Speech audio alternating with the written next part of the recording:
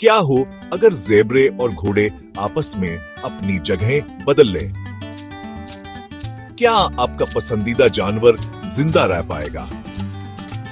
आए उनकी जंगली दुनियाओं में झांकते हैं। सबसे पहले ज़ेब्रे। चे!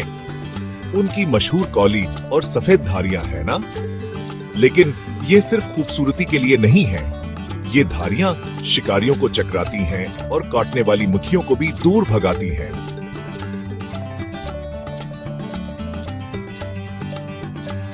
ज़ेब्रे सच्चे सर्वाइवलिस्ट्स हैं। हर रोज शेरों, लगड़गों और अफ्रीका की सख्त धूप का सामना करते हैं। अब घोड़े, रफ्तार, ताकत और पालतू होना। घोड़े भी खुले मैदानों में पले बढ़े, लेकिन इंसानों ने उन्हें ताकत, बर्दाश्त और पुरस्कून मिजाज के लिए पाला। ब्रेक।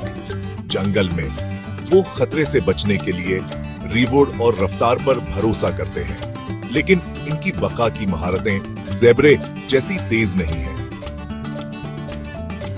ज़ेब्रे ज्यादा जंगली, ज्यादा सख्त और सच पूछें तो उन्हें काबू करना ज्यादा मुश्किल है।